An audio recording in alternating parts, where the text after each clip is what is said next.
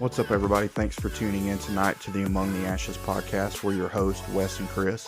Got a great show planned for tonight. It's part one of a part two series with a longtime friend of the show and someone that I've known personally for all of his life, Drake Pittman. Drake's going to share about his battles with addiction and how he spiraled out of control with the death of his mother and all the challenges that came along with that. And oddly enough, how he found sobriety with the passing of his father just a few short years later. He's also going to talk about what it was like growing up in good old Walker County. So without further ado, let's get into tonight's episode with the Drake Pittman. Mr. Drake Pittman, how you doing, buddy? Good, man. Since birth. Yeah, since birth, right? Known him forever. Yeah. Yeah. And here we are, middle-aged men. Yeah, middle-aged, man. Yeah, I'm middle-aged. I'm at that point for sure, Chris. I think you're past middle-aged, honestly. Man, and well, I'm 25. I mean, is that middle-aged yet? 25? Yeah. Mm-hmm. 25. You 25 going on 50. How old are you, Chris? I'm 33. 33? 34. 34. So I knew y'all were pretty close together. So what's funny is both these guys came through my youth group. I've known Drake your whole life. Mm-hmm. I mean, pretty much. I mean, at least maybe 2, 3, 4 years old, somewhere in there. I've known you It's pretty like much. family. Yeah, yeah. Well, we are family. Yeah. I mean, we're related somewhere down the road. I know. I just somehow. look like counting the leaves on the family tree. Right. Well, mine goes straight up. So, Yeah. it don't fork off. There's not many leaves. So, And then I've known Chris 20 years. Yeah, I guess. yeah. So, 15 years at least. So it's been a long time. So, yeah. So, well, hopefully we got a good show for you. Got some interesting things to talk about. So, yeah, I guess we'll get into it. Good. We're good. So, Drake, you're 34 years old? Yeah. 34 years old, graduate of Door High School. Yeah. Good old Walker County, right? Yeah. Yeah. Hey, I'm proud of it, man. Me too, man. Like, I went to Hayden I live in where we live now, but I grew up here, went to Hayden for, until 10th grade, and then graduated from Door. And as much as I love Hayden, like, I feel like Door is just as much a part of my life. Yeah. Probably even bigger, I guess. My formative years, I guess, so to speak, there, People give it a lot of hate, but I live in Jasper now, and I still wear the Door hat. I still go to Door games. yeah. Still play golf in Dora. Yeah, well, my kids, they're all, my chair, they're all corner athletes, and we play Dora. And anytime we go to play, I find myself rooting for Dora. Mm-hmm. I can't You root have for, to. I can't root for corner. I can't. No. I try to. I can't root for Jasper. Yeah. Well, why would anybody root for Jasper though? That's my wife. Well, yeah. Happy wife, happy life. I married up. You did, man. You did. Yeah. I get it. Well, I think we all did in this room. Yeah, Like, definitely. even though we're all incredibly good looking, our wives are a lot better looking than we are. For sure. Yep. At least in my opinion, Yeah. for sure. So, like I said, we've known each other forever. So just tell us a little bit about yourself, just off the cuff. What do you do? What are you into? Well, without going into too much detail about my daily job, I work in healthcare. Sure. I don't like talking about it too much. Right. It's just a job. Right. But spare time, podcaster, content creator, Right. living life, Yeah. 90 miles an hour. Yeah. Which is how we got here tonight. So I've been putting off doing this for several years. Number one, because it's not that it's hard to do. It's hard to talk into a microphone. Do you find it hard? Yeah, it's weird. Like, I find it difficult. Like, I can sit here and have a conversation all day long, but when you hit record, it's like I get stupid. Like Yeah. brain fart. And I'm sure the more you do it, it'll get easier. But you've been doing this for 3 or 4 years now. Yeah, 4 now. Yeah, and have had some pretty good success with it. And I know back whenever I felt like God was laying this on my heart to get involved in, I mean, you're one of the first people I reached out to. It's like, hey, man, how do you do it? What are you doing? And the more I find it's probably not as complicated as I make it, unless you go like we did with USB mics and, fought for an hour trying to get this started recording tonight and it's not working. But I guess the more you do it, the easier it gets. Yeah, it went from the first few episodes I'm trying to figure things out to I've got it ready for as soon as my guest walks in, we kind of get the icebreaker combos out of the way before we start recording. Mm-hmm. That way I just hit record and I'm ready to go. And then the editing process took me about 2 months to get that grip on to where now it's just like You just go in and do it and bang it out and you're done. Yeah. Not spend a lot of takes me time. 1/10 of the time. Yeah. Used to take me like 2 weeks. Now it's a day. Right. And I'm sure some of those best conversations are the ones you're not recording, right? Oh yeah. You get in there and that was, kind of our goal tonight. So just get in here, chill out a minute, talk, catch up. And, I'm sure we probably missed the meat of a lot of good conversations. Yeah, there were some episodes where like I had my friends on that I had good memories with, where we came in and just started rolling, Right. and it just flowed. I'm like, you know what, our parents were gonna find out eventually anyway, Right. so we'll talk about it, Right. and you kind of got to be shameless with it, man. It's like, Sure. if people like it, they like it. If they don't, cool. But in a way, somebody's going to relate to it somehow, some way. Sure. Well, I mean, you're definitely putting yourself out there. The thing I found getting older, when you're a kid and you're in your dirt and you're drinking, you're smoking, you're doing whatever. Obviously, you don't want anybody to find out about it because everybody freaks out. And I remember talking to my mom probably in my 30s and just finally telling her, hey, I drank in high school and I smoked some weed and I've done some things I'm not proud of. And she's like, you think I didn't know that? Yeah. And I think it's funny how we think that we have that hidden from our parents and we don't. But whenever you get into something like this, I feel like the more real and even in ministry, the 20 years I've been doing ministry, I've found the more real I can be, the more it connects and the better off it is. I'm not hiding behind anything. I'm not saying that I'm proud of the things that I've done that are sinful or wrong, but I hadn't murdered anybody and I don't, you know what I mean? I'm not out selling dope and doing all the things that I guess are considered breaking the law things, but there are definitely still things in my life that I'm not proud of. But it's just funny how we think nobody before us went through what we're going through as a teenager. Yeah. You know what I mean? And that's one thing I've always tried to do is just try to be probably too open, too honest at times, and sometimes it gets you in trouble, but I just remember my mom like, you think I didn't know that? Yeah. Like, what made you think I didn't realize that you were doing those things? I just hope and prayed that you made better decisions down the road. And here I am now with 4 kids myself, and one of them's 20, still lives at home. And it's like, I'm dumb to think if I'm a dumb human being if I think my kids aren't going to at least try something. Yeah. I mean, I think that's just human nature. Things you're going to get into and do in general. I kept it pretty straight laced through high school because my goal was to get out of here. Right. And I did start dipping in my junior year, and I would always hide my skull can like right there up under my car seat. Yeah. And one day I got in there and it was missing. I'm like, oh, maybe I just left it on the golf cart or something. Not even thinking twice about it. I meet my dad at the golf course and he just tosses the can to me. And I was like, oh my God, I'm in so much trouble. He Yeah. goes, pick a better flavor. Right. That's all he said to me. Right. Like, he was cool. Like, he knew I was a teenager. Right. And then when I was 19, 20, coming home on weekends and stuff from college, I tried to keep the fact I was going over to my friend's house and drinking from him. And all he said to me one day was, I can like come in there when you're passed out and smell it. Right. Right. I'm not thinking like, oh yeah, they're going to reek of it. Yeah. Or burping it up in church the next morning. Right. And that's one thing, like, so me and Marcus and Les, which you're tied to my aunt because she babysat you guys. Yeah. I remember us being teenagers, and of course, we're cool and we're smoking, slipping around smoking, and come in and she's like, and my mom would do it too. You been smoking? No. Why would you think that? Well, duh. You can smell it. You know what I mean? And we thought we were slick, man. I remember one time we would hide our cigarettes or whatever, and of course she smelled it on us, and Aunt Sue goes upstairs, and Marcus had this dresser, and up under his dresser, he would slide them up under the dresser and all the way. I mean, like you had to stick your arm under there, She'll never find it. Man, she wasn't up there like 2 seconds, and she come beating down the stairs. Boom! Thought you weren't smoking. You know what I mean? But trivial stuff. Not that any of it matters, but it's just crazy how slick you think you are when you're young. Oh yeah. And then you're scared to tell anybody about it when you get older. But the thing I found with my mom is like, when I began to be open and honest with her about things that I had done, she began to be open and honest with me about, hey, I've been there.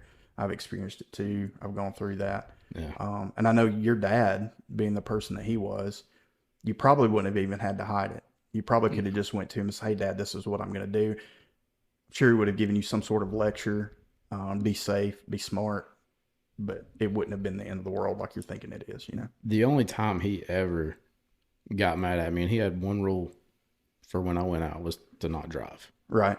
And I always like made sure I was with somebody that wasn't drinking that could get me home if I overindulged.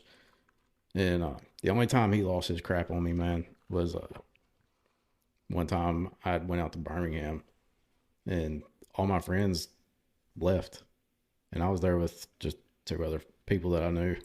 And I drove home and had a wreck. That was the only time he laid into me. Yeah. Just, you're an idiot. Why Right.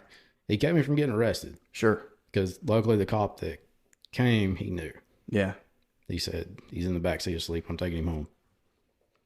And if it wasn't for him, that probably could have changed my entire life. Oh, absolutely. It could have affected the outcome, and a lot of things affected you getting a job, or you could have killed somebody, killed yourself. Yeah. You know, I mean, there's a lot of things. They said they were lucky. They were like, you're lucky you fell asleep. Yeah. Because that's what happened. I fell asleep. And I just rolled off into an embankment. I didn't flip. Nothing like that. I just rolled straight into it. Right. It was like if he'd been awake and jerked, he would have flipped. Yeah. So it could have been a whole lot worse. For sure. Woke up as my car was just kind of coming to a stop. I'm like, this ain't a road. I got out and did the things that happen when you get drunk, and I called my dad. And I'm like, hey, you better hurry because I'm in a ditch. Well, I'm in a holler.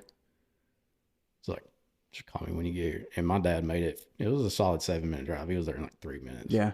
And shortly after is when the cop pulled up. Yeah. And they were pulling my car out and all that. It was luck. Yeah. Well, I mean, luck, Lord, favor, call it what you want. The I don't even really know why we're on these topics, but the point being is, I mean, you had a great dad. Yeah. I mean, you really did. Like, and Randy, you know, was a huge part of my life, especially my teenage years, being involved in church. He was always there and a part of the youth group and things like that. And I know at one point my sister lived with you guys and stuff. And so you guys have been a huge part of our family for a long time. And yeah, I mean, that's one thing that I could always say about your dad, even for me not being his kid. Like, if I needed him, he was there. Yeah. 100%. Didn't matter. You know what I mean? If he liked you, he liked you. And he didn't. Yeah, if he didn't, you knew it. Yeah. You know, I mean, you would know it. But just a good person. Chris, did you find anything? Did you ever get anything as a teenager? So I met you. You were what, 14? Yeah. About 14 when you started coming to youth group. I remember when Chris came to church with us. Yeah. That was a long time ago. Yeah, you had hair back then. So did I. You know, well, I didn't have a lot. I had a little bit more. I had a lot. I had a lot. You had a lot of hair. I had a lot more than I have now. Yeah, like you had good hair. Like I never thought that you would end up losing it. There's a few rooms I sit in now where I have the most hair. Right? Yeah. Which is pretty amazing because your dad had none. You know. Welcome to the show, Jake. Yeah. I'm right. still holding tight, but yeah, hanging on. Cantley still got good hair too, you know. So obviously y'all took that from your mom's side. So you know, good for you. Did you find yourself in any kind of dirt that your mom and dad maybe did or didn't know about? So like, not really. My parents were kind of like really laid back and pretty cool about stuff. But I mean, it was kind of funny. One weekend they were going off and they were like, "Hey, you're gonna have the house to yourself," and they were like, "We're going gambling." That's what they like to do. So they go off for the weekend. Well, of course, I'm gonna have a little party and have like 5 or 6 of my friends that are guys over. We're like 15 at the time, so they all come over and we all get beer and everything. Well, I didn't say nothing. Then my dad comes back. Hang on, hold that thought. Like, I'm extremely disappointed in you. Why? Because I'm your youth pastor and you're drinking beer. Oh yeah, that's true. I didn't think about that. So listen, all right, so that's true. So anyway, so they get back on like Sunday afternoon, and my dad's like, "Well, how'd the party go?" And I was like, "Well, I didn't say anything about a party." He was like, "Oh, I know you had a party." He's like, "Did you have fun?" I was like, "Yeah." He's like, "Cool," and that was it. Like that was the whole conversation. So. Well, yeah, I mean, and your mom is passed now, but I mean, I remember them always being extremely supportive of you and anything you ever wanted to do, and then extremely supportive of Candace and I as far as youth pastors go. Yeah, like, they were. I could take Chris anywhere I wanted, and I could have done the same with you. Probably did do the same with you at times, but I think that's huge, especially for me. I didn't have a dad growing up. I had a stepdad. He was a jerk. I thought my name was MF and SOB. And slapped me around, whatever. But he took care of us. He fed me, clothed me, and things like that. But my mom did an absolutely phenomenal job, I feel like. And I try to be the same way with my kids. It's like I'm not dumb enough to think that you're not going to get into junk, but there's 2 people you can get. You can get Dad or you can get Wes. And if you need Wes, then you say, "Hey, Dad, I need Wes right now," and we'll make that happen. Now tomorrow morning, you're fine, you're hungover, I'm probably going to be beating on your door and stomping around the house and, cooking greasy stuff to make you sick. You know what I mean? And then we're going to have a talk. But I've always tried to make it to where I'm going to be as, same with, I mean, like I was in youth Yeah. group. I'm going to be as real with my kids as I can be. Not lie to them, tell them the truth, not fudge anything. But also be as open with them. Hey, you can talk to me about anything, no judgment, no repercussions. Obviously, I mean, there's repercussions for everything, but we can have a one-on-one adult conversation with you being a child and figure it out, and I know 100% I attribute some of that to your dad, watching your dad with you guys growing up and then how he was with us. And he was always one of those people that I just know that if I needed him, I could call him. You know what I mean? Yeah. Like, and when I did, if I ever did call him or if I ever saw him out, it was just like it was the last time I saw him, and it's funny now being, I guess, his age when I was a teenager or he's probably a little younger than I am now. But it's funny just seeing you guys and me being the old guy, Yeah. and I always remember like never bothered me hanging out with Randy, like, and Lisa, like they were always fun and stuff like that. But as a younger kid, I always thought in my mind, it's like, man, they are so old. You know what I mean? Like we have nothing in common. They are so old. And now that I'm old, I find even at work, like we got a fairly young crew, and I hang out with most of the 20 to 30-year-old guys. I don't hang out with the guys who are my age or older.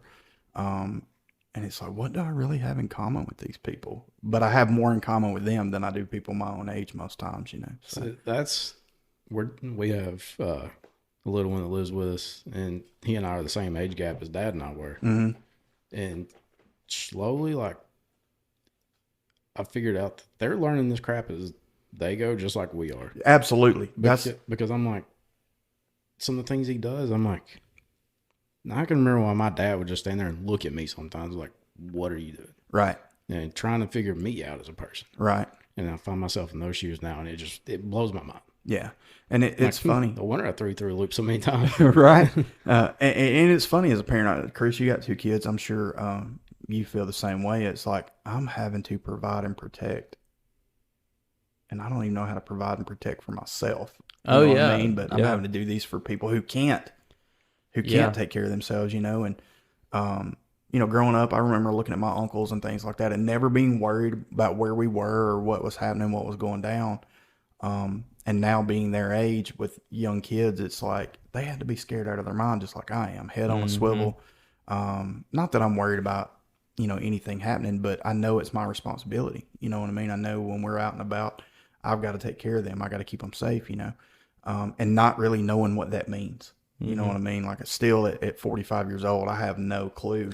Yeah. I mean, that's like with us, with our kids, like when they were younger and they wanted to go spend the night somewhere or go do something, like we never had a problem with it. We're like, yeah, go, date night, awesome, But now as they get older, it's like we're having more anxious thoughts about them going off now. And it's weird because they're older. You would think it would be when they were babies, younger, but it wasn't. It's now. And now I'm like, well, I kind of want them to stay home. Like, I want to be able to see them. Like, I don't know what they're doing. I find when they're young, the main thing you're having to worry about is somebody else doing something to them. As they get older, they're kind of responsible for themselves. And I mean, your youngest son your son's how old? 6. Yeah. 6. So, I have no qualms him going outside and riding his bike or whatever here.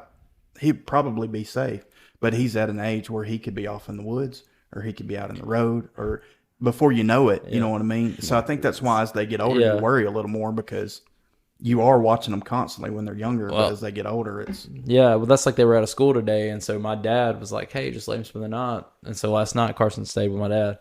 Well, today, my dad got his dirt bike out for him, got it running, and he ran it right in the back of a truck. So, I mean, yeah, exactly. I mean... It's a good learning lesson. It is, yeah. You let go at the throttle. Yeah, is the thing, so... Yeah. So, talking about dads, your dad passed away when? January of 23. Of 23, and your mom passed?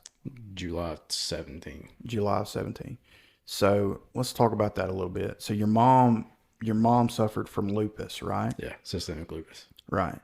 So what ultimately ended up happening? Just I know that's an autoimmune thing, and she had developed pneumonia pretty severely, right? To the point where they had put her on a vent, and it was kind of like a roller coaster. Mm-hmm. Like she was off the vent, back on it. Off, back on it. It went on for like 3 weeks. Brittany and I just moved to our new house. Y'all hadn't been married long. Hardly a little over a year. Yeah. Yeah. And we bought a house. We had first July the 4th party at our house, because we had a pretty much farm. Mm-hmm. So it was like, we can shoot fireworks here and nobody's going to have any qualms with it. And like 2 days later, she went to the hospital, and I knew she didn't look good when she came. She was struggling to get around, couldn't breathe right. And so that's when the vent journey started. And then I was cutting grass because I was having some friends over for my birthday. And Dad texted me like, they bought Mom down 25% on the vent. I'm like, I'm just sitting on a lawnmower, and I start crying, like, thanking God, like, thanks. And you being in the profession you're in, you understand what that means. Yeah. Yeah. Yeah. And then the next day, he was like, they kind of had to bump her up a little bit, but, they say if she comes off of it, she'll have to come home on oxygen or whatever. So they were still talking about everything being okay. And it was like, overnight, things changed. And they're like, her respiratory system is completely failed. She's never going to be able to breathe on her own. She's going to have to remain on a vent, sedated, whatever. And that's when my dad had to make that decision. And that's when my anger started. Sure. And we went to the hospital and stayed with her until she took her last breath. And that kind of started my decline personally. Right. Because, I'd seen my grandmother and my mom's dad die. And well, at 30 years old, you shouldn't be losing your parents at 30 years old. You know what I mean? Yeah. That's what I think what made me mad is I was like, we'll go into a little more here in just a little bit. Yeah. But my parents and I had a rocky relationship for a very long time before I got married. So from the time I got married and stuff, it was like I was just kind of getting to know them again. Yeah. And when Mom died, it was back to just drinking my sorrows away, just kind of living on cruise control. Like I was letting it affect my marriage. I went to a depression, got up to 260 pounds. Right. Like, I hated life. Like, I was sitting there, and we had a window that had a view of the entire farm, and it's just open, beautiful land, man. Like, and I was just sitting there. I was like, if I ended it today, I would be totally cool. Yeah. Like, I don't want to be here anymore. Right. I was like, I was self-destructive. I was destroying my marriage. I was destroying all my friendships. I was destroying myself because it was come home from work, 2 double bourbons, go to bed, wake up, do the same thing. And I felt like trash. And 2020 rolled around, and Brittany and I were on vacation, and Dad called me. He's like, hey, I've got to go to get some scans done. I was like, great. And he called me not too long after. It was like, I have stage 4 cancer. And that wrecked me. But I remember sitting there, I was in this fancy resort in Florida.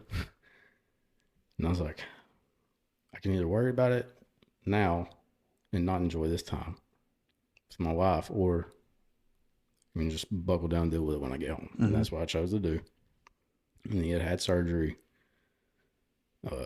not too long after to remove the tumor that had grown. It was a rare tumor. It was one in every million people. Sure. Like 1 in a million chance that That tumor develops. Right. And we thought it was just a hernia. And that's why he let it go for so long. He's like, I've had hernias multiple times. Right.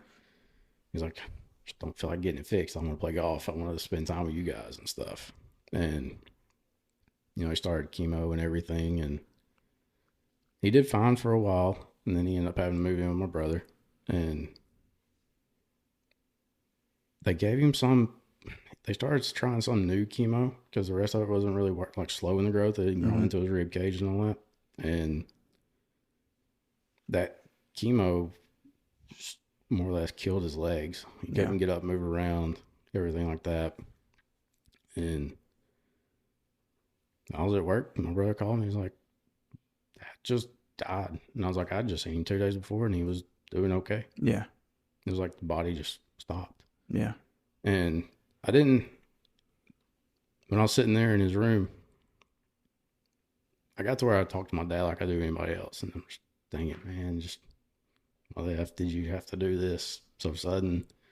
And every time on a golf course or if I had a situation in life, my dad was always just, what are you made of? Mm-hmm. And it was like I could still hear his voice, almost like he was talking to me laying right there. And at that time, he had expressed multiple times, you know, kind of wish he'd back off the drinking, stuff like that. And I was just like, let's see what I'm made of. And I remember how I let mom's death turn me into the monster that I was. Sure. Being mad at God, being mad at anybody and everybody around me. Like almost blaming her death on anything I could. Mm-hmm. Using it as a crutch, an excuse. And I said, I'm just going to let my dad die and be the reason I pretty much make a comeback. Be back to normal. And I was like, I'm not going to let this break me. Right. And I have the best wife ever. I'm trying not to cry. No, you're good, man. I have the best wife ever because Sure. she was there with me the whole time. And she could have left me. Yeah. She should have left me. Sure. And I have my dad's temper. So you know how that goes. Yeah. I get mad. Everybody goes, "Oh no, I'm mad," and it still It's comes like me. out. If I'm mad, everybody knows it. Like I can't hide it. Yeah, You know what I mean? I'm not gonna hide it. I should, but Might you as well know just it. write it on It's my on my forehead. face. Right. Yeah. Right. And so at that time, I was said, "I'm not going to let this break me." I refuse to. I'd been in a good spot with my dad when he died. Thankfully, like I said, I felt like I was just getting to know him. Mm-hmm. So in a way, I could have felt robbed. But I was like, "No, I'm not. I'm not." Right. And so I said, "What are you made of?" And I ask myself that every single day that I wake up. What am I made of? And I hung up drinking, been sober for close to a year now. Living in the gym. Yeah. Like if I have a bad day, like I don't sit and mope. I go Right. pick things up Yeah. and make my body tired. That way my mind stays fresh. Mm-hmm. And every day though, I was just like, I wish he could be here. Right. Because my mom and I were close. Like my mom was the one I went to talk to. Sure. But my dad, he was the one I knew, like, when I'm broken, Yeah. he's going to pick me up. Well, and I would say that, like, watching y'all grow up, your brother seemed to more your mom. You always seemed to more your dad. And I know that's not saying, like, y'all didn't all have relationships with each other, but But I attribute a lot, like, to everything that I've got going on now. I started doing it to try to show my dad, give him something to be proud of, sure. and give myself something to be proud of, because I wasn't very proud of myself when I started anything. Yeah. Um, But let me interject right here. Knowing your dad, well, I mean, by doing so, giving him something to be proud of, you know, but he was proud of you and your brother. So don't ever forget that. Don't ever think he wasn't. You know what I mean? It was evident that Randy loved his boys. You know what I mean? And same with Lisa. You know what I mean?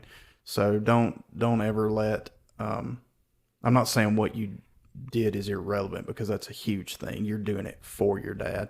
And I know you're probably thinking, I wish I had done it while he was alive, you know, but there's so many things in your life, just you being you, that he was proud of. You know what I mean? And same with your brother, you know. and I knew even when we had a fractured relationship, there were still things I would do that he's like, that's my boy. Right. But he didn't like some of the things I did Sure. in church. He didn't like it. He didn't like any things I did in life altogether. But when I met Brittany, that was like the thing. We're like, okay, got you a good one. Mm-hmm. Don't screw that up. Right. I'll try. Yeah. I'm doing so good so far.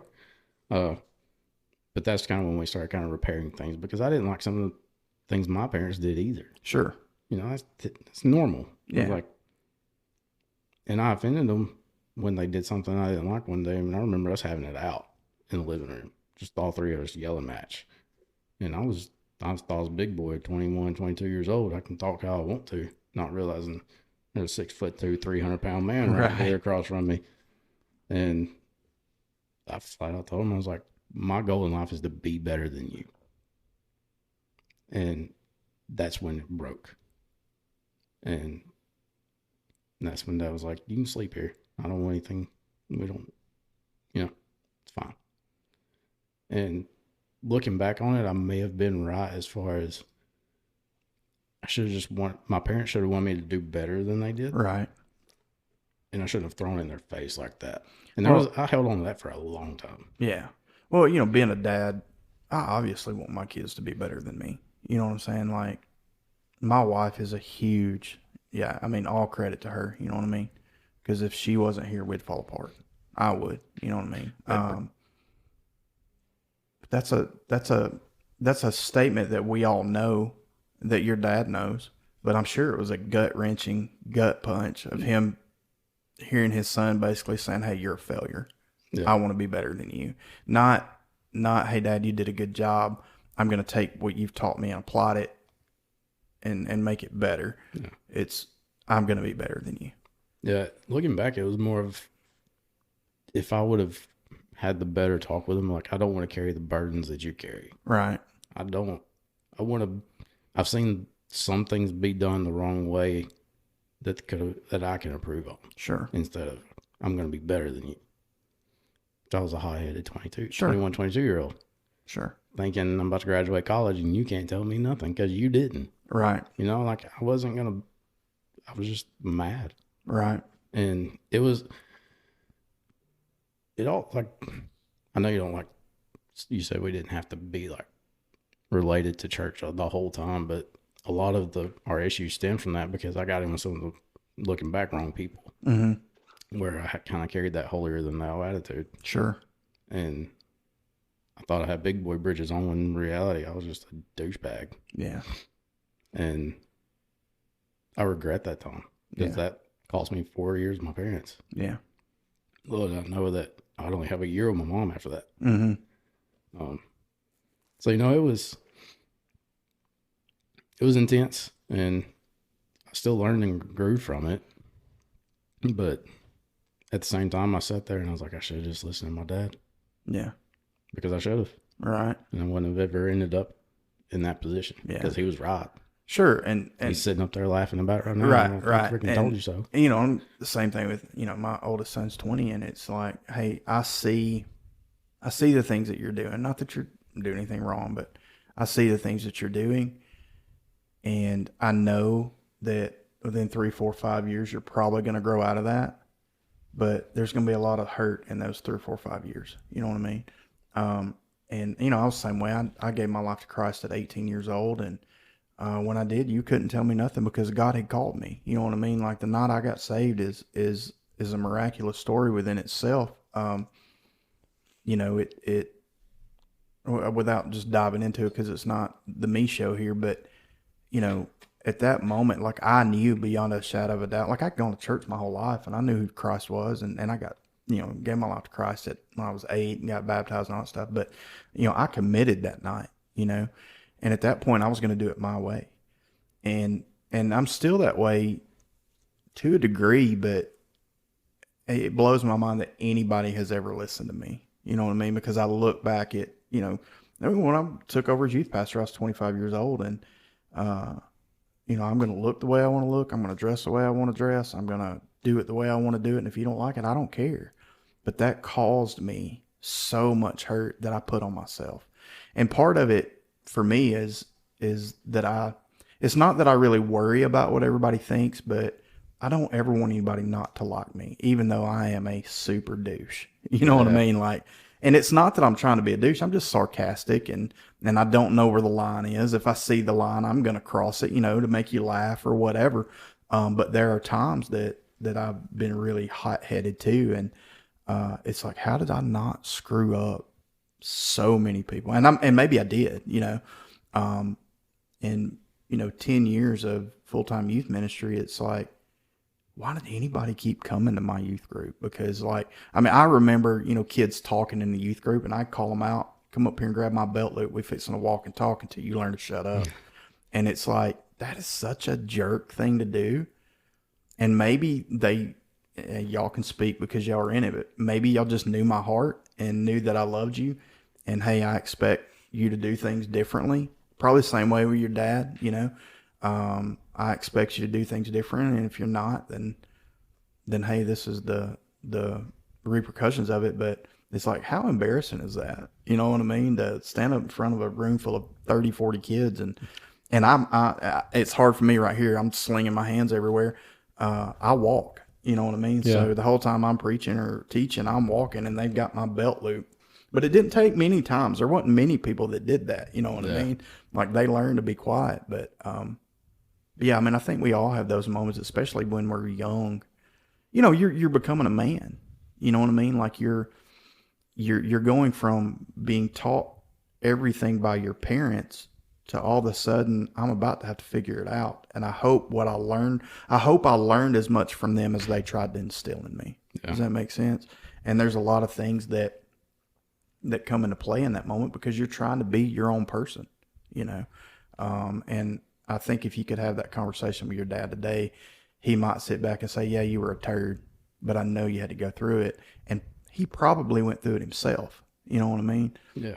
At some point, well, that was one of the good qualities. Like, he doesn't like to see the bad in people. He wanted to see the good in them. And he kept trying to convince himself and me that it wasn't me that was projecting those things. It was the people I was around. Right. The people feeding my mind. Right. And he was right, because, like I said, I got in with the wrong people. And you're saying that was in church. Yeah. Yeah. And that's the thing. Like, I'm not bagging on church, because I think church is a great thing. But there are churches out there that they're just jacked up, but they're full of people. You know what I mean? People are screwed up, but we expect the church because of who Jesus was and the way he taught, we expect all Christians or all people in church to be Christians.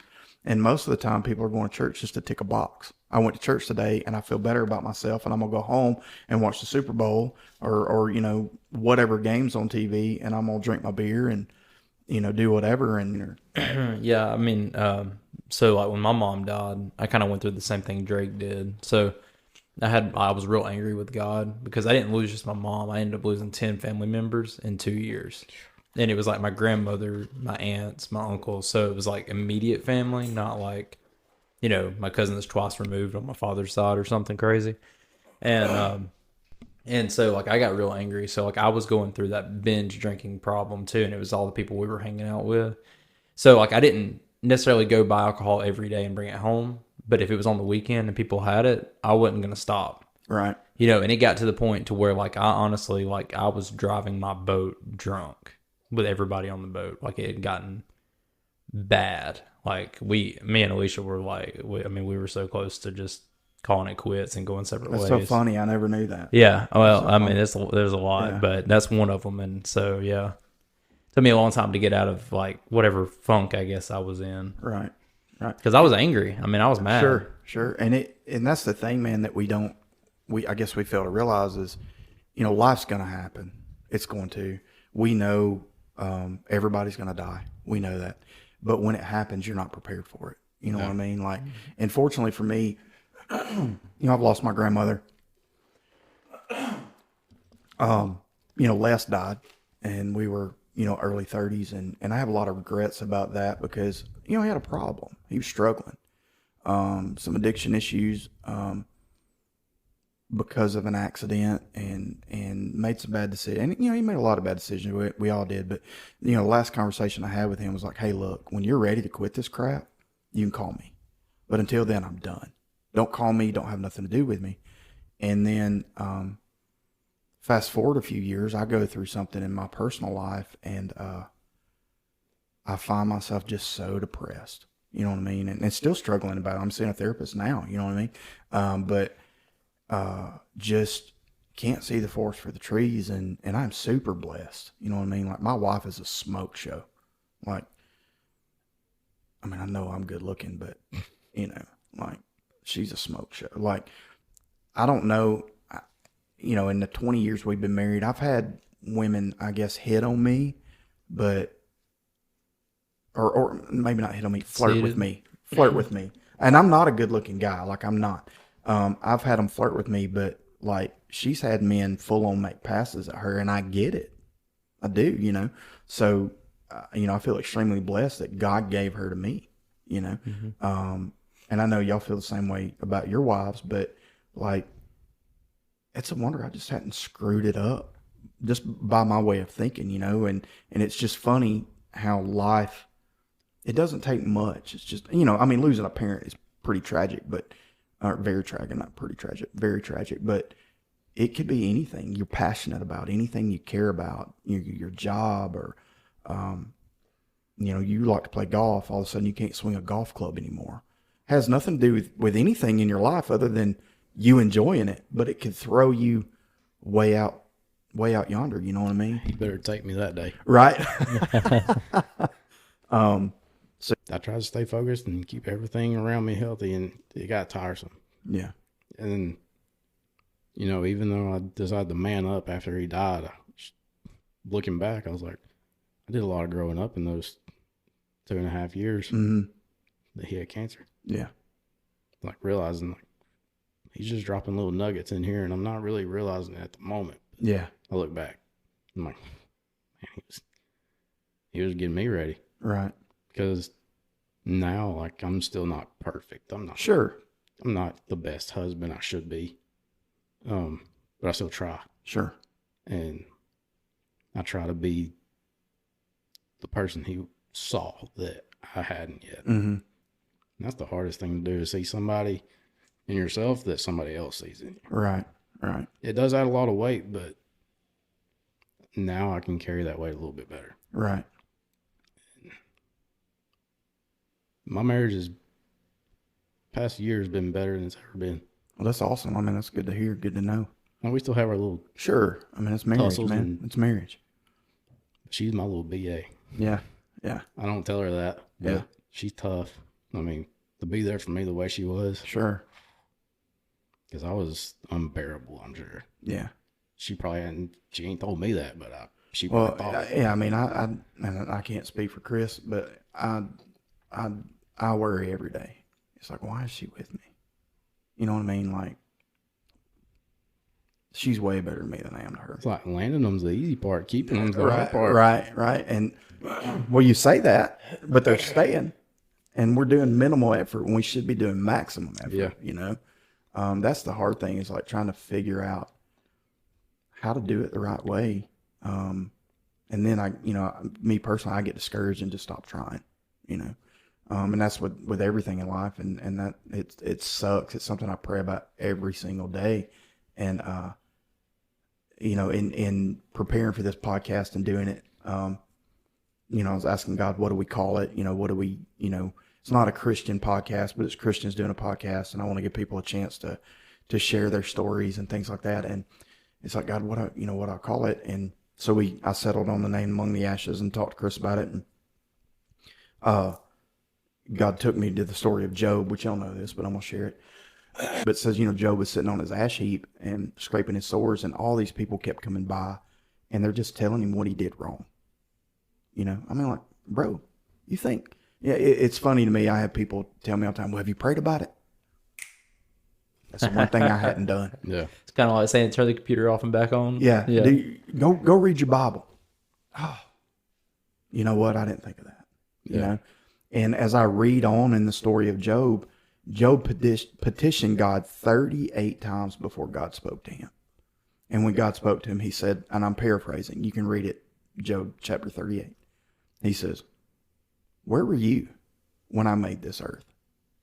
Where were you when I created you? Matter of fact, I did it all by myself, and it's good. So if I can handle that, do you not think I can handle what you're going through? I mean, that's pretty much it, And here I find myself constantly trying to fix something. And sometimes it's just God says, hey, I got you. Yeah. You're right where I want you. It sucks. I know it. And I, I pray all the time, and it's like God tells me, you'll understand when it's over. No, I want to understand now. But if I understand it right now, I'm going to try to fix it, and I'm going to screw it up even further. You know what I mean? And I think that's, I can get a counseling with Wes here. I'm not a licensed counselor, by the way. Don't take my advice. But through the tragedy that both of you have gone through, losing your parents, it's helped shape and form you into something better. You know what I mean? Yeah, you were talking about how God's got you, you know, or he's there for you. So I've been trying to make a habit of writing my wife a letter every morning before I go to work. So I do that, and I've been doing that for, I don't know, probably 3 months or so now. But the thing is my wife gets overwhelmed real easy a lot. So like my big saying for her now is God's got this, and then I try to put that on there somewhere just so she knows like, hey, I'm gonna make it today, like it's gonna be fine, because she gets overwhelmed. Yeah, I mean, and that's it in a nutshell. It's like, we can't fix it, we can't change it. It's gonna happen. You know, I mean, death. That's just because we're on that topic. Death is gonna happen. Why are we never prepared for it? You know what I'm saying?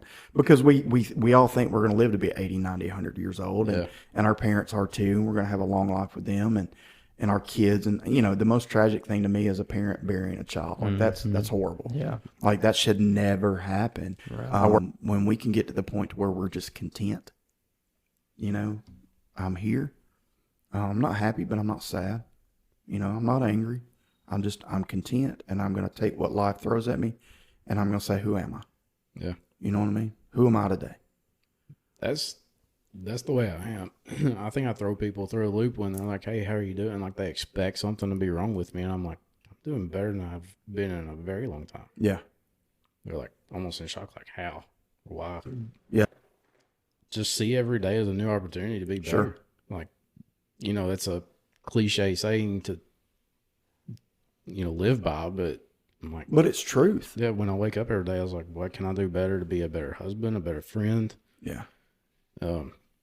Because I became that overbearing person, whether it was through anger or needing something or somebody, and now it's like I have no problem figuring it out on my own when the situation calls for it.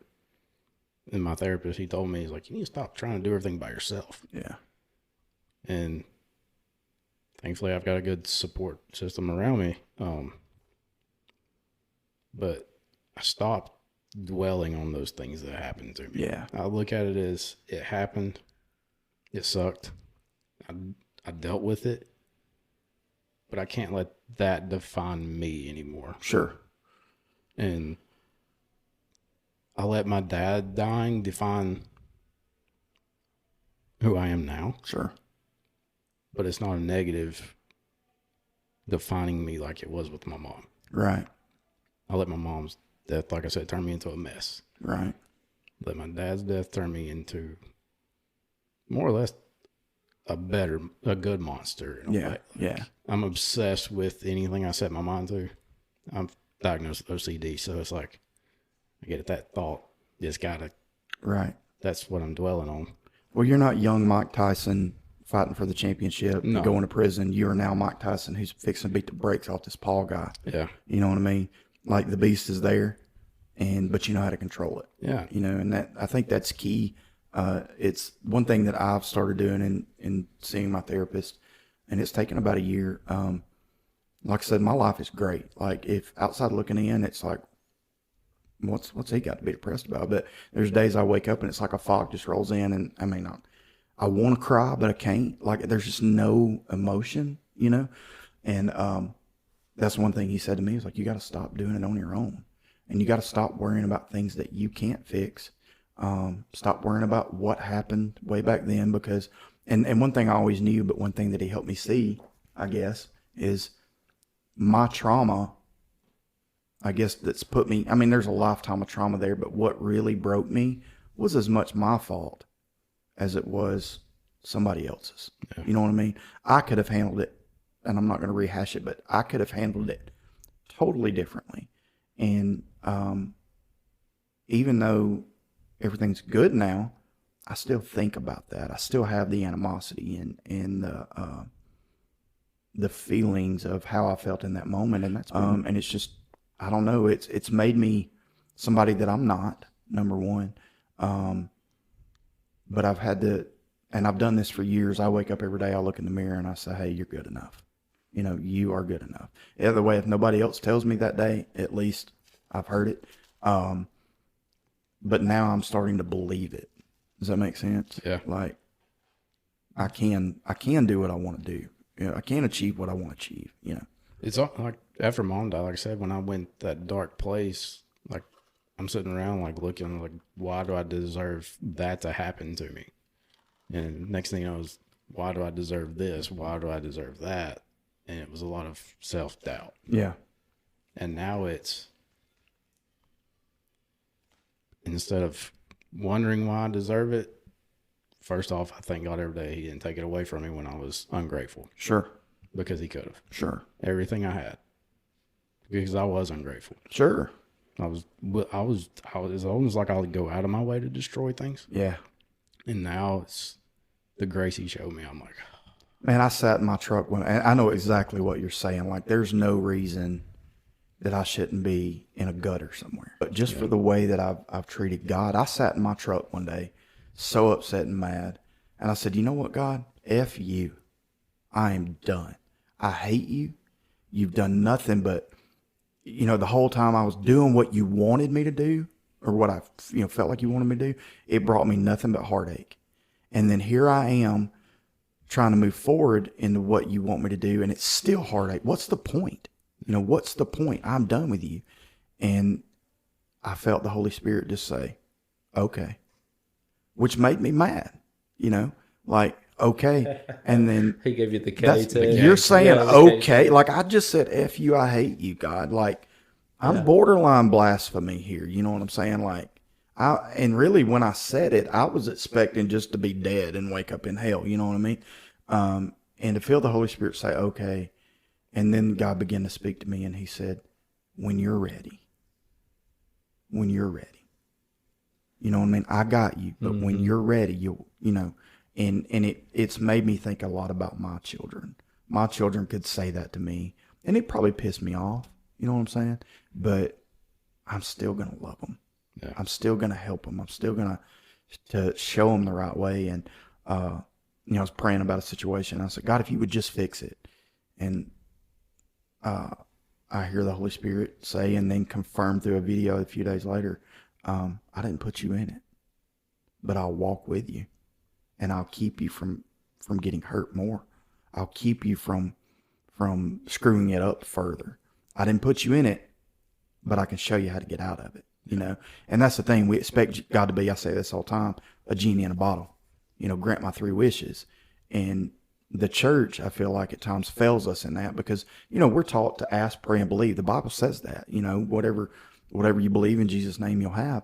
But it doesn't necessarily work in that way. You know what I'm saying? There's a lot of things that goes into play. And I'm not saying that you have to buy God's love or buy Jesus's love, but, obedience and sacrifice and serving him all come into play in a lot of things.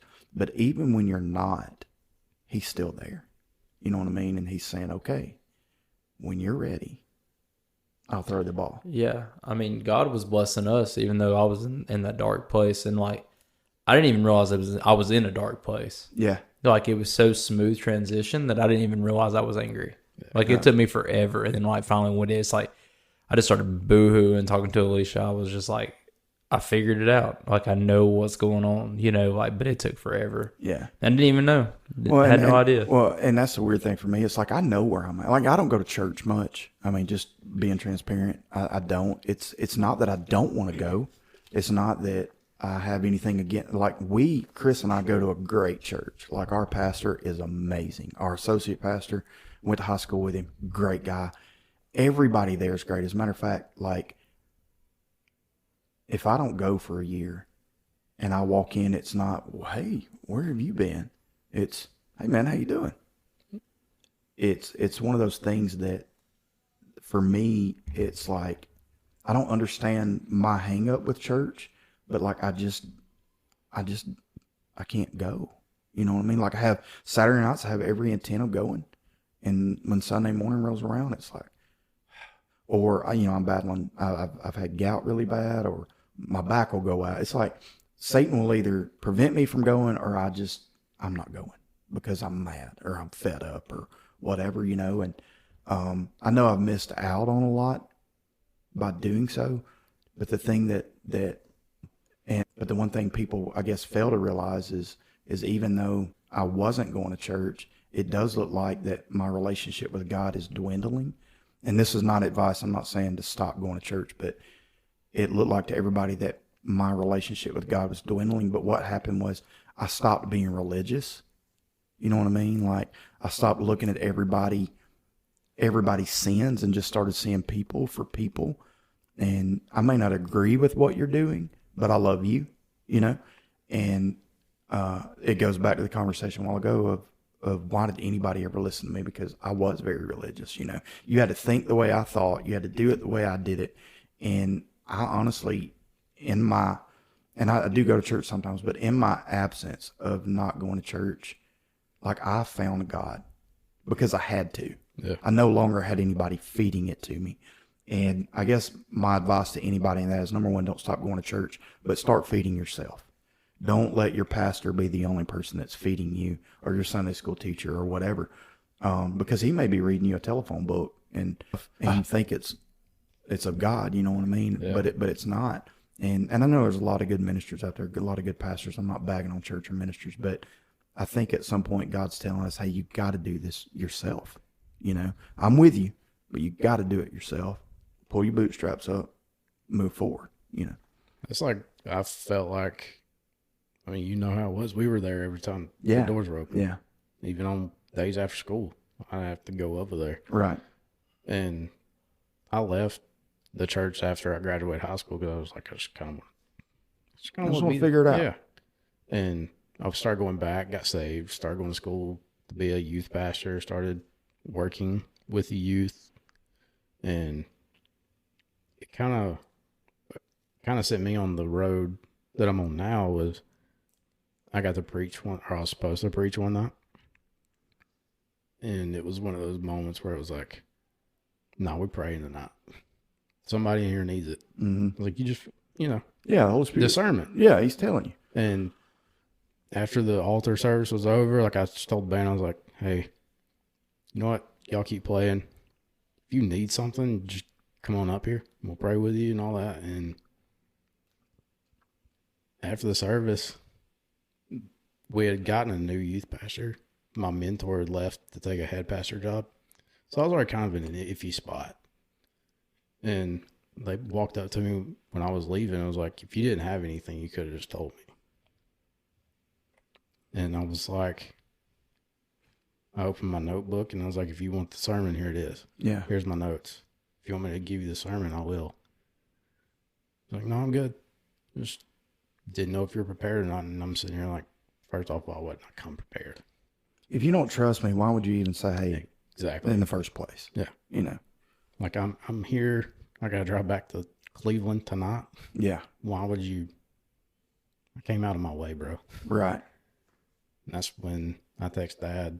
He's like, hey, everything go? I'm not even going to mention. Sure. Pastor's Yeah, name. yeah. Like, what happened? I was like, what do you mean? He's like, well, I just had to talk with so-and-so, and they told me this, this, and this. I was like, I don't know, but I'm not coming back. Like, I'll stay here in Cleveland, bro. And I did. I started going to church with a church that two people I was extremely close to were preaching at up there. Mhm. Like, I was lucky to have somebody like that up there. Right. So I started hanging around there, and then I got an opportunity to do something that was related to a different part of my degree with public relations. I came home and started that Wild Street. I was like, just not even going to church anymore. Right. Like, you're in the rearview mirror, God. Yeah. I'm going to leave Yeah. you there. And I've had those moments, you know what I mean? And then when Mom died, it got even worse. Right. But, you know, after Brittany and I got married, you know, you got us to write the things we love Why you about love each them. other Yep. on a piece of paper. Did y'all do that? Did I make y'all do that? Yeah. Yeah. And mine's still in my wallet. It should be. I don't know where mine's at. Way to go, Chris. But we, you know, we were trying to make God the center of our relationship, and it almost got to the point where I felt like we were trying to force that Yeah. instead of just showing it to each other. Yeah. Like, we would sit down and read. We got this couple's Bible that had Bible verses and have questions you would ask each other. And I was like, I almost feel like we're trying to force this. And we were trying to go to church, and then I started working Sundays, and I was like, second time I dozed off in church, I was like, I can't do it Yeah. anymore. And I haven't been to church since, and that's 7 years. Yeah. But after Mom died, I was kind of in the wilderness, just borderline agnostic. Like, you don't even exist Yeah. to me. And I go back to those times where I look at that and think, if I was still there, where would I be now? Right. Yeah, I had a podcast related to alcohol, but that was still just a positive mental thing for me. Right. Like, I just made it like a Southern community related name, but I took it to heart at the same time. Yeah. Yeah. But when Dad died, I started doing a daily devotion or just praying, because I'm sitting there, I'm like, dude, that was food for my soul. And I remember that. Like, even when I didn't want to be at church, I would pray or listen to a song. Right. Or just listen to a sermon from somebody, and like, I was like, kind of get back into that. So now I find one thing to do a day. I'm like, if I can just pause for 5-10 minutes a day. Yeah. Or listen to something for 5 to 10 minutes a day. Like, I'm feeding my soul. And ever since I have it, I'm in a far better place. Yeah. Like, and I don't project it like I used to. Like, when I was in youth ministry, my constant Facebook status. Sure. Yeah. Like, I look back at my memories, I'm like, Yeah. man, I was spouting off a bunch of bull crap. Right. Right. Just not trying even leaving what I'm telling. Yeah. Yeah. Yeah, that was it. And now it's like, if I can just talk to God and myself Yeah. and incorporate it into my marriage and show that, then I don't have to force we're going to make God the center of our universe. Well, and I don't have a problem. I think every couple and every individual should have that time with God. You know what I mean? Like, where you sit down and you do read, you do pray together, things like that. But when you're married, it's crazy because, you've seen everything about that person. You know what I mean? They've seen everything about you. But reading the Bible and praying together are two of the hardest things that and podcast, some of the hardest things I've ever tried to do. But the thing I found is when I just let it be organic, and nothing wrong with having structured time doing that, but the moments where I've just spontaneously done it, I see she and I grow together. Now it's been a long time since that's happened, and that's on me, but it's kind of the same way with my walk with God. When I was trying to force him, and it goes back to that scripture in Job, when I'm trying to force him to show me something, I know and I know nobody, I don't know, I'm not saying, maybe people understand it. I feel like people don't. You may feel like I'm far from God, but God is telling me, I got you. Because I still pray, I still read. The hardest thing I've tried to convey to people is that God, in my time, I've got you. It's in my time. Now, I do think that I can lengthen that or shorten it by my mindset and what I'm doing. And that goes back to what I'm putting in. I don't watch horror movies. I don't listen to songs with a lot of cussing and things like that in it, even though I'm known to say a wordy dirt here and there. Because I find when I do, my mindset gets jacked up. You know what I mean? I believe fear is the opposite of faith. So when I sit and watch horror movies, I do like a good suspense movie. I can watch a horror movie. It's not a big deal. But I know when I'm constantly putting that in, I'm not leaving room for anything positive to come in. I got on a big Bigfoot kick. Like, I love Bigfoot, aliens. Like, I love conspiracies. I don't believe they're all true, but I believe there's truth to all of them. When I find myself diving into that stuff, I find myself not producing anything good. Does that make sense? Mm-hmm. But there are times when I just get a little dose of it. I scratch my itch. I'm good. But then I'm listening to worship at work, or I'm listening to somebody preaching at work, or not even that. Sometimes it's just something positive and motivating. You know what I mean? It's nothing spiritual, nothing negative, nothing. It really does. What you put in is what you're going to put out. There's truth in that. Yeah, we used to think my mother-in-law and my father-in-law, we were like, man, they are so loony. They won't let them watch anything. Like, they can't watch anything like past TV PG. And I was like, what? And like, they had this, Angel Network cable, like, which is something like nobody ever had. I don't know if y'all have ever heard of that or not, but it's like it's a Christian Every show satellite. on it sucks. It's so cheesy. Yeah. There's a whole Little House on the Prairie, you know. Yeah. And but now, like, me and Alicia's turned into those people. We're like, what are you doing? That better not be TikTok. Get off that, you know. And like now we only watch like cartoons all the time. Like that's it. And you still have to watch those too. Like certain ones you got to watch. But yeah, I mean, but it's that's kind of how we're living our life now. Is like trying to put good in and not the bad. So. Well, I think we fail to realize our spiritual lives are just as important as our physical lives. And you've lost what? How much you lost? 100 pounds? 105 pounds. Oh, wow. So obviously, I mean, I can tell by looking at you, just in your shoulders and your arms. I've never seen Drake with muscles. You know what I mean? And like, I mean, you look great. You know what I mean? But I know you feel better. Yeah. And I know it comes not only from exercise, but watching what you eat and things like that. I don't like to exercise. Not that I enjoy exercising like I do. I feel great till the next day. And it's like, I don't like to hurt. I'm a sissy when it comes to pain. So I don't do it. But I know I'm 45 years old. You know what I'm saying? And you know, it's never too late to start. But at some point, it's harder to start, you know. But it's the same thing with your spiritual walk. The more you put the sugar in, the fatter you're going to get. And you're no good to anybody. Yeah. You know what I mean? But when you begin to take care of your spiritual self, as in you do your physical self, and you know, there again, you may not believe the way we're talking. You may not believe in Christ or whatever. I challenge you to, you know, if you don't, because I know it sounds like all doom and gloom we're talking about, but I absolutely would not be where I'm at right now without a relationship with Jesus. And I've pushed that aside for a moment. If you don't think that way and don't believe that way, that's fine. That's on you.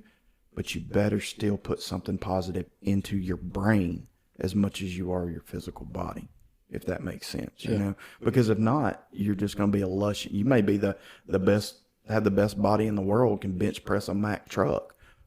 But if your brain's not in it, you know what I mean? Like you're just going to continue to have problems. And that comes from what you're feeding yourself through your ears and your eyes, you know, in my opinion. That was one of the biggest things I learned mentally through my body, because when I first started working out, I literally thought about quitting. Because I was like, God, I can't stand up. Yeah. Like I hit squats yesterday, I can't stand up today. But at the same time, I was like, you got to push through it. Yeah. And there'll be a day where you can go in there and do that same weight, and that's your warm up. Yeah.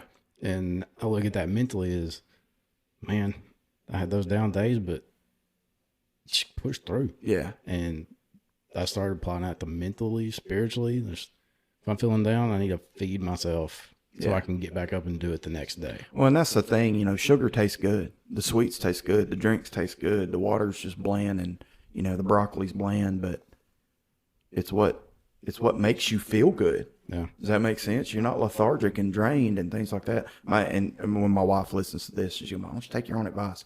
Because, you know, she eats healthy. She's lost 50-something pounds, and you know, in my mind, she didn't need to lose any weight. But now that I see that she has, it's like, holy crap, she's lost a lot of weight, you know.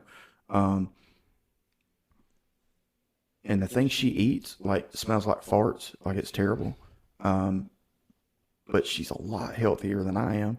And she, and yeah, it's got a lot to do with it. Mental and physical. If you apply your mental health the way you apply to your physical health, you're definitely going to be a lot better off, you know. See, I became a creature of habit. Yeah. With TV, movies, music, like I watch and listen to the same things over and over again. Yeah. It's not because I'm afraid to try something new. It's because I know what it is. What I can tolerate. Yeah, I know what I like. Yeah. I may give something new, and if it's not good the first time, I'm like, yeah. Everybody's like, well, give it another shot. I'm the same way. First impressions speak volumes to me. Yeah. So like, I always tell everybody I don't watch a lot of TV, and I really don't. Like my comfort place is video games. Wife's asleep, playing video games. Mm-hmm. Brings out the worst in me sometimes. Sure. But I still have the same comfort shows. I'll just watch them in cycles. Yeah, I do too. Same movies. Like I love comedy. Me too. I watch The Office every night. Dude. It drives my wife crazy, but like, I don't care to find anything else. And I'm not saying The Office is like the best thing, I guess, you know, there's some negative stuff in it, but for me, it's not just filth. It's funny. and it's a chance for me to be able to shut my brain down because I already know what's going on. I'm not having to focus on it. Yeah. I'm not having to pay attention to it. Andy Griffith was that for a long time for me. I'd watch it every single night, a couple episodes, drift off to sleep. I did the same thing with The Office, but it's not because I'm just so infatuated with The Office. It's because I like it and I know what it's about, and I don't have to worry about anything getting me off my game as far as that goes, you know. That's like with music. Yep. I used to listen to hip hop nonstop, and then I transitioned to like metalcore. I found metalcore when it was like I was listening to Christian metalcore, and I still listen to a lot of that. But now I'm a country music guy. Yeah. You know, all the roads, as curvy and hilly as they've been, like where I'm at physically, mentally, spiritually, everything is probably the best I've ever been. Yeah. And I only want to make it better. Yeah. And like I said, you know, start praying and stuff daily to this point, and I don't throw it out there for everybody to see. Or if you look on paper, you're like, this dude is a hoodlum. Well, but I think that's what God, you know, God tells us to go to our secret place to pray. You know what I mean? To go. It's not for everybody to see and everybody to know. No. Because when you're doing that, it's, hey, look at what I'm doing, patting me on the back. Yeah. You know, when you're doing it by yourself and you're walking it out by yourself, that's when you begin to figure it out, you know. So That's how I used to do it for likes and shares. yeah. And now it's like, my wife hearing this, she's probably like, when'd you start that? Yeah. Nope. I couldn't tell you when, but I've been doing it. Yeah. And that's why I feel better. Like, Yeah. You know, she probably knows though. Like she can Yeah, probably she tell. sees it. She can see it. She sees it. She can- knows. Yeah. I mean, we She don't sees give them the credit that, you know, that they deserve. There's for sure. two people on the planet that have ever seen right through me. It was Dad and my wife. Yeah, absolutely, absolutely. They probably know us better than we know ourselves, you know, for sure. I know, like when I started coming out of the dark place and everything. I mean, Alicia was like, "You've changed," and I was like, "What do you mean?" You know, it's like she could see it. Like she knew that me now versus me, I don't know, 6 years ago, 5 years ago, it's different, and you know, and she could see it. So I don't know. They always seem to know. Well, I think she can tell because I smile more. yeah. Well, I mean, whenever I got saved, I remember I went to work one day and this guy came up and I knew him, but I didn't know him. I knew his name. I talked to him, spoke to him. He was in sales. I was working out in the shop, and he come by and he stopped me, looked at me, and he said, "Man, have you been sick?" And I said, "What do you mean? I'm here every day." He said, "No, have you been sick?" And I said, I don't think so. You know, not that I'm aware of. Why?" He said, "I don't know. You look different. You look healthy. Like there's a glow about you." And I mean, like, I had gotten saved like within that week. I'd given my life to Christ, you know. And I said, "No, I don't know, man. Maybe it's the lighting. You know, I don't know." And he said, "Well, either way, man, have a good day, whatever." And he's walking off. And as he's walking off, I said, "I got saved." And he said, "That's it." And that's the thing. People can see Christ in you. Oh, you yeah. know? But remove Christ. You can't remove Christ. But let's remove him for just a second.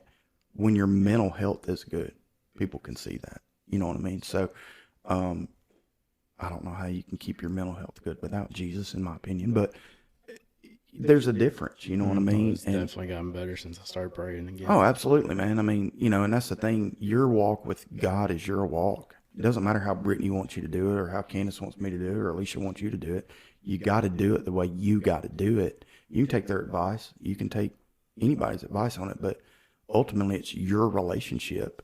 Same with, you know, tackling your mental health, however you choose to do it, which is, to me, in my opinion, one thing our country doesn't focus enough on are mentally ill people. But there's a difference in being mentally ill and possibly having some chemical imbalances in your head and life.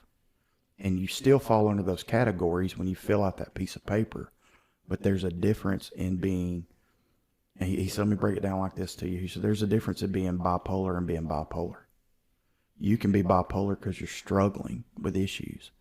Or you can be bipolar, mentally ill, and go kill somebody, you know what I mean? They said, and need help. Either way, you need help, you know what I mean? And it's, you either talk to somebody or talk to God. You got to figure it out. And we just, That's to me one issue we don't. Number one, we don't want to talk about because we don't want anybody to think we're crazy, you know. But number two, people don't know how to talk to us about it. I'd put a post on Facebook and I felt like God told me to, and I know it looked terrible. I know it looked like I'm fixing to blow my brains out. You know what I mean? And the reason I know that is because I got about 6 phone calls within 10 hours. I got a screenshot of that sent to me. Oh yeah? Yeah. And I'm thankful that those people reached out because I know they love me. I'm such a good friend. I didn't even text you about Yeah, it. You know, I read it and it was like, I'll get to it later. Yeah. But the thing about it is I know how it looked. I know how it came across. But what nobody knows are the 50 direct messages I got in that 12 hours saying, man, that's exactly how I feel. And that's what pushed me to start this. You know what I mean? I'm not by any means suicidal. You know what I mean? Like, but it doesn't mean that I haven't thought about it. It doesn't mean that I don't have those how far can I get moments without anybody knowing. But it does mean that I don't necessarily know how to talk about it. You know, let me break this down to you because I know how it looked. You know what I mean? And honestly, had it been you that had posted it, I would have reached out the same way. I may not have just blatantly said, are you going to kill? But sometimes maybe that's just what needs to be said, you know? But I don't think that we reach out enough or we overreach. And a lot of that is because when we're going through it, don't know how to talk about it, don't know how to share it, don't know how to put it out there, you know? That's a wrap.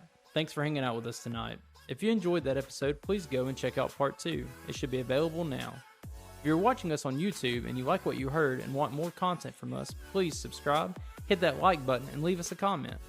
If you're listening on Spotify or some other podcast platform, please hit that join and follow button and leave us a comment. It really does matter. It helps us and everyone involved who's been on the show to get their story out there, and that's what it's about. If you'd like to be a part of the show or have an idea of something you would like us to discuss or talk about, leave us a comment or shoot us an email at amongtheashes@yahoo.com. Thanks again for checking us out. Remember, Jesus loves you and so do we. Keep your head up.